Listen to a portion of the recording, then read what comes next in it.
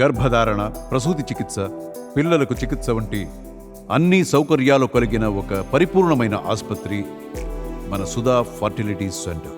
కలకత్తా ఆర్జికర్ కాలేజ్లో జరిగినటువంటి junior doctor పై జరిగినటువంటి అత్యాచారం, హత్య, దీనికి సంబంధించి దేశం మొత్తం కూడా స్పందిస్తున్నటువంటి పరిస్థితి. ఇప్పటికే కేంద్రం కూడా పలు రాష్ట్ర ప్రభుత్వాలకు కొన్ని కీలకమైనటువంటి ఆదేశాలు ఇచ్చినాయి. అలాగే దేశవ్యాప్తంగా ఉన్నటువంటి అన్ని మెడికల్ కాలేజీల్లో కూడా డాక్టర్ల మీద దాడులు జరిగితే ఎఫ్ఐఆర్ నమోదు చేసేటువంటి అధికారాన్ని హెచ్ఓడీలకు ఇచ్చినాయి.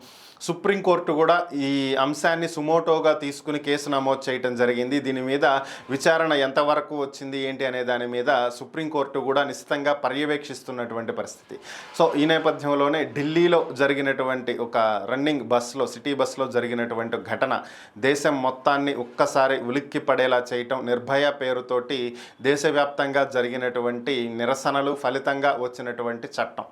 సో ఇది అందరికీ తెలిసినటువంటిదే. సో ఆమె తల్లి ఆ అత్యాచార ఘటనలో ప్రాణాలు కోల్పోయినటువంటి ఆ విద్యార్థిని తల్లి ఈరోజు స్పందించడం జరిగింది.